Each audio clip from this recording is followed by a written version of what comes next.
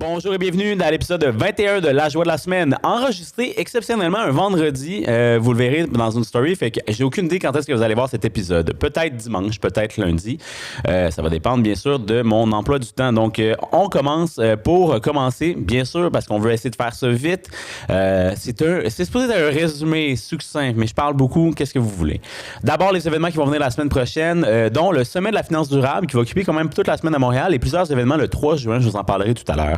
Des nouvelles également qui ont attiré mon attention, notamment le palmarès The Most Ambitious qui a été lancé par BetaKit pendant le Toronto Tech Week. Je vous en parle plus loin dans la conversation aujourd'hui, mais également une conversation sur le manque de capital de risque québécois tiré d'un rapport de la BDC. Et comme à chaque semaine, un segment éditorial. Cette fois-ci, je vais parler justement des classements internationaux et du manque d'ambition peut-être qu'on pourrait avoir au Québec ou pas. En fait, la question que je vous pose, c'est est-ce qu'on devrait vraiment s'occuper des classements internationaux? Je vous pose la question, vous me direz ce que vous en pensez. Nous sommes actuellement le 29 mai 2026. À savoir, quand vous allez écouter ça, peut-être que ça va être le 1er juin ou le 31 mai. Et je m'appelle Guillaume Lajoie et en direct du studio de Startup Fest à Accès, vous écoutez La Joie de la semaine, ma chronique du moment sur la tech au Québec.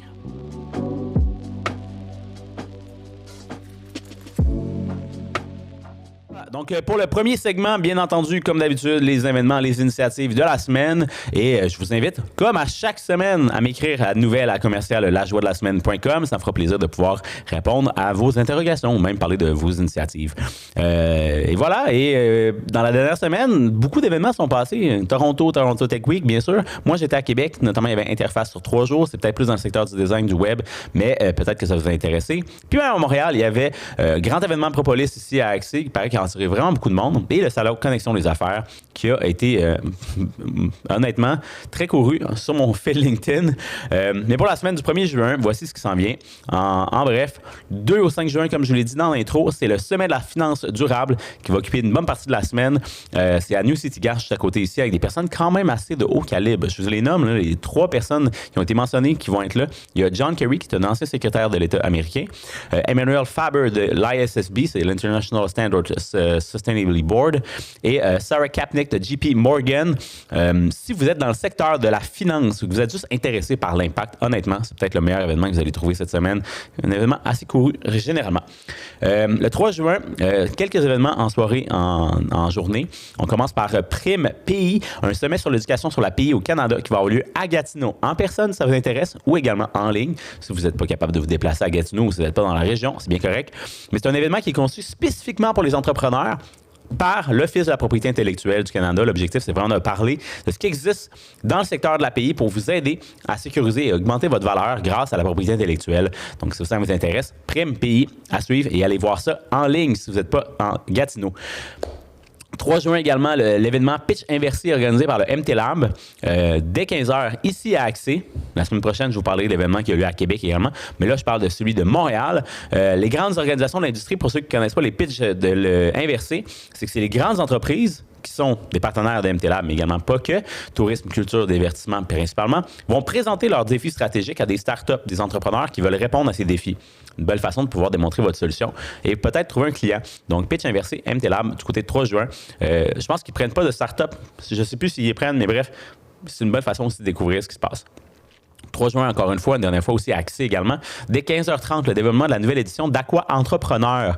Aqua Entrepreneur, si vous ne connaissez pas, c'est Aqua Action. Leur programme, c'est pour soutenir les entrepreneurs qui ont des défis, des solutions, plutôt même aux défis de l'eau. Donc, avec des innovateurs en technologie de l'eau qui sont prêts à relever les défis hydriques les plus urgents de la société et du monde.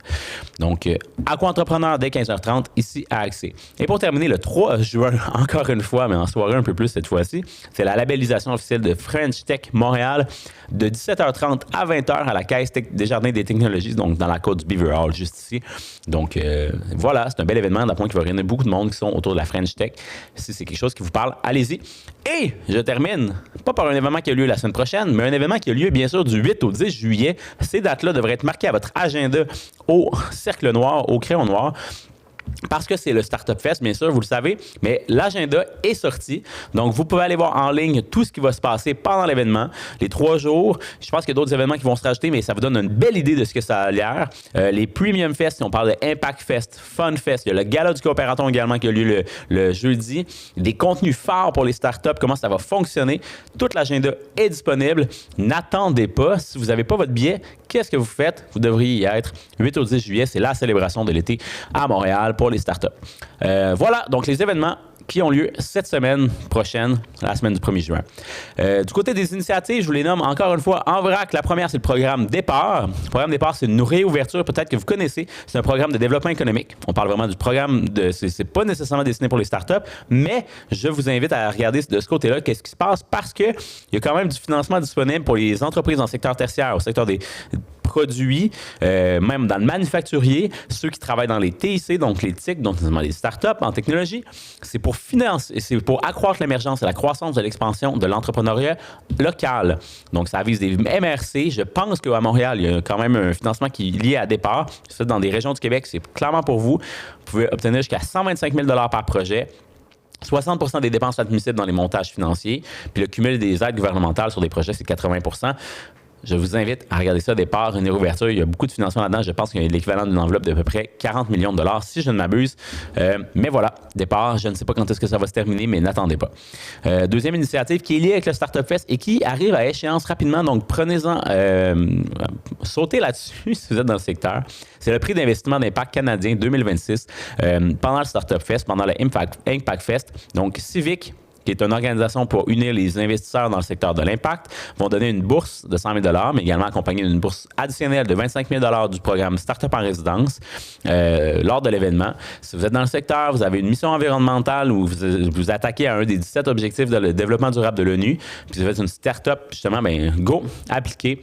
C'est une belle façon d'obtenir un financement et d'avoir une visibilité pendant le Startup Fest.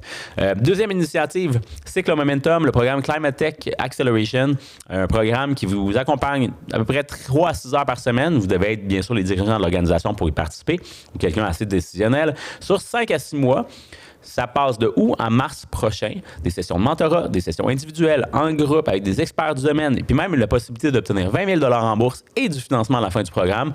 Vous devez être dans le TRL 5 et plus, avec au moins 2 ans d'existence, mais c'est un excellent programme. Cycle Momentum, le programme Accélération, c'est toujours des excellents programmes.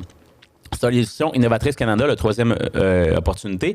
Puis c'est le volet mise à l'essai. Parce que la dernière semaine, je vous ai parlé d'un volet qui est le volet que j'oublie complètement, je pense que c'est le volet test. Là, c'est le volet mise à l'essai, fait que vous avez besoin d'avoir une technologie qui est relativement plus avancée, même on parle de TRL 9, dans 3 secteurs, quantique, renforcement des capacités des environnements complexes et confiance et vérification dans le gouvernement numérique. Des projets pilotes qui peuvent vous donner des contrats gouvernementaux directement. Fait que les PME admissibles, je vous invite à appliquer. Regardez Solutions Innovatrices Canada, belle façon d'avoir du financement directement dans le gouvernement du Québec, Canada. 4e initiative, Déclic IA. Vous avez jusqu'au 19 juin pour appliquer. Si vous ne connaissez pas Déclic IA, c'est normal, c'est relativement nouveau. C'est issu de l'UQIA, qui est également nouveau, qui est la fusion de Crime et de l'INO ensemble, donc une organisation de Montréal, Québec, qui travaille ensemble maintenant dans le secteur de l'IA, de l'optique, de la photonique, de la transformation numérique. Pas transformation numérique, mais bon, bref. Si vous avez un projet d'IA, ou vous êtes une organisation qui veut accueillir une entreprise qui travaille en IA, l'objectif de Déclic IA, c'est créer du maillage, fait créer une espèce de situation d'appel à projet, d'appel à fournisseurs, puis mettre en relation ceux qui ont des défis à offrir, des solutions à offrir, puis ceux qui ont des défis à l'intérieur de l'organisation. Déclic IA, regardez ça, puis ça vient qu'un accompagnement, un financement de la part de l'UQIA. Donc Déclic IA jusqu'au 19 juin pour déposer votre candidature. Et c'est tout. C'est 5 programmes, dans le fond. Tantôt, j'ai dit 4, mais c'était 5. Donc, les 5 initiatives d'aujourd'hui pour la semaine prochaine, donc qui ont été annoncées cette semaine. Certaines terminent la semaine prochaine, d'autres en juin, en juillet plus tard. Toutes des belles affaires pour vous, pour accélérer votre croissance. 3e section de notre merveilleux podcast, encore aujourd'hui. Les startups qui ont fait la une. Et comme je vous l'ai dit en intro, la première nouvelle que je vous parle, ce n'est pas une nouvelle d'InfoBref, mais c'est BetaKit de Most Ambitious, parce qu'il n'y avait pas de nouvelle InfoBref cette semaine. The Most Ambitious, c'est un portrait des entreprises les plus ambitieuses, vous comprendrez, qui est fait par BetaKit, qui est le médiathèque par excellence au Canada par rapport aux startups. Puis ça a été annoncé pendant un grand événement à Toronto Tech Week, où il y a eu plusieurs honnêtement, 160 et même plus événements partout à travers Toronto. Mais c'est un palmarès, vraiment. C'est la 2e édition qui qu'ils font avec beaucoup de partenaires, notamment Uber, la Banque nationale, d'autres partenaires aussi de diffusion, puis même d'aller chercher l'information.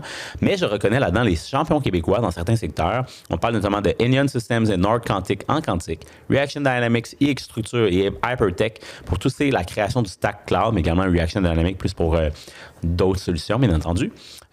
Appli Robotics et Vention en robotique, Alvéole et Nectar Technologies, deux entreprises pour nourrir notre monde. Il y avait une solution sur les AgTech. Puis des mentions spéciales à nos champions communautaires, Simran, Kenda et Phil Joseph de Rep Matters. Tout ça dans BetaKit.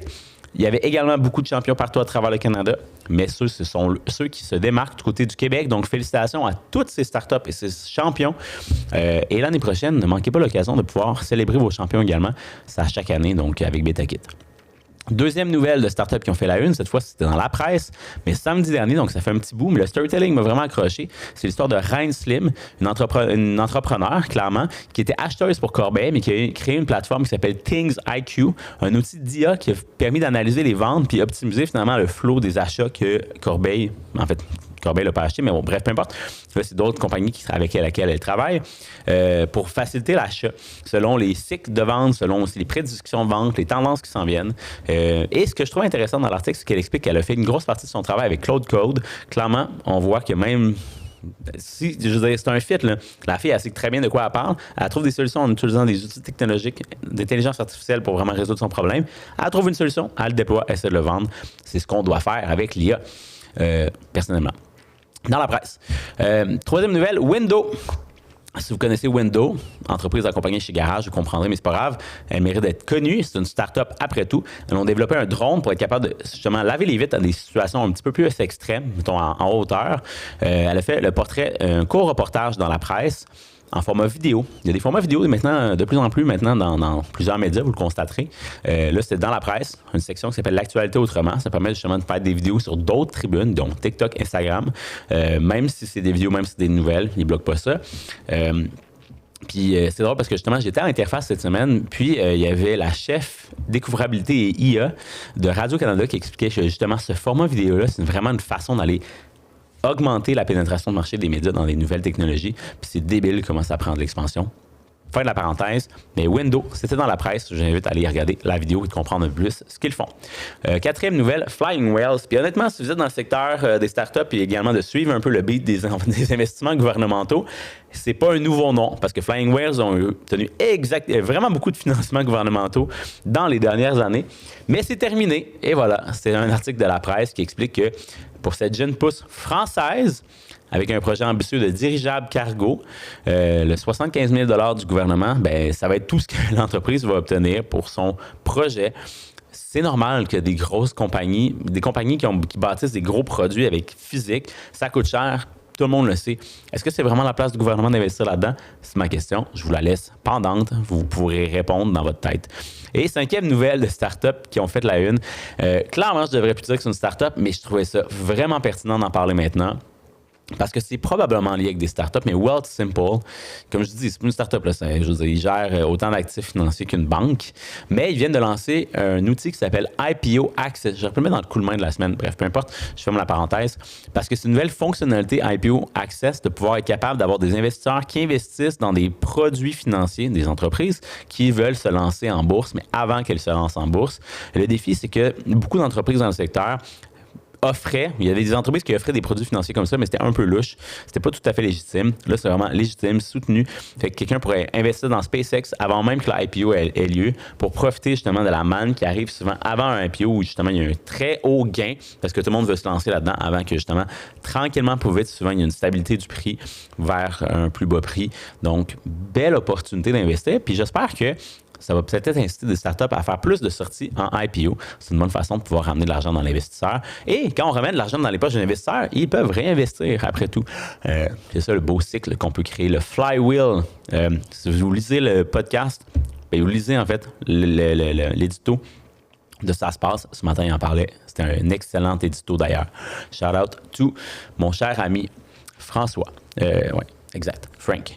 Coup de main de la semaine, donc on a terminé la section startup. Coup de main de la semaine. Maintenant, 5 nouvelles, encore une fois, de coup de main. Vraiment pertinent. Il y avait beaucoup de nouvelles qui se passaient cette semaine. Je suis vraiment très content. C'était facile à faire ma revue. Nouveau palmarès. Nouvelle semaine, nouveau palmarès. Après Startup Link la semaine passée que je vous ai mentionné, maintenant c'est Deal Room. Deal Room qui fait un classement international. Et honnêtement, j'ai cherché Montréal. Pas trouvé grand-chose. Ça va faire partie de ma chronique éditoriale dans quelques minutes. Mais j'ai trouvé des Rising Stars, comme Vancouver, qui passe au 2e rang, Rising Stars en Amérique du Nord, Toronto Waterloo, Ottawa Gatineau, même en numéro 4, Calgary. Montréal n'est même pas figuré dans les 20 AI Champions à travers le monde. Figure notamment Toronto en top 10, si je ne me trompe pas. Bref. Est-ce qu'on pourrait commencer également à évaluer les classements internationaux pour le Québec en entier, plutôt comme le corridor Toronto-Waterloo est observé? Je termine là-dessus. Je vais en parler plus tard. Mais Startup Genome va sortir son palmarès à Vivatech en mi-juin. Donc, on en parlera plus tantôt à ce moment-là. Nouveau scientifique en chef à Québec, numéro 2, Jérôme Duprat, qu'on voit ici, qui succède à Rémi Quirion comme scientifique en chef après 15 ans à la barre du rôle. Fait que le bassiste de Cowboy Fringant, parce que c'est ça son rôle, Jérôme Duprat, après tout, c'est drôle, parce qu'il est bassiste de Cowboy Fringant, mais également titulaire de la chaire de recherche du Canada en économie écologique. C'est donc lui qui va être le PDG maintenant du Fonds de recherche du Québec et conseiller du gouvernement du québécois sur les questions scientifiques quand les ministres auront des questions. Bravo à Jérôme. Donc, suivez-le maintenant sur LinkedIn. Suivez-le partout parce que clairement, il va être la nouvelle figure de la science au Québec.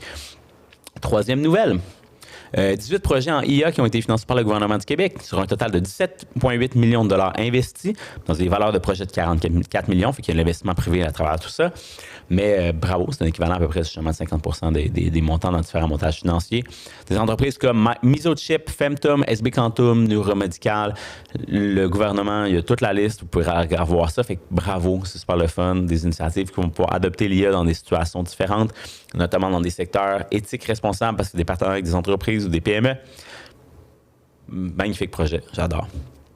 4e nouvelle, toujours encore un peu sur l'IA, mais maintenant du côté de Cohere et de Mila, deux entreprises, une entreprise puis une organisation que vous connaissez très bien, mais Cohere qui est justement pilotée par Joël Pinault et Mila ont décidé de collaborer ensemble pour essayer de faire justement un outil multilingue, surtout avec un accent québécois notamment, pour être capable de changer les modèles d'IA qu'on a actuellement avec des contextes culturels, sociaux plus appropriés.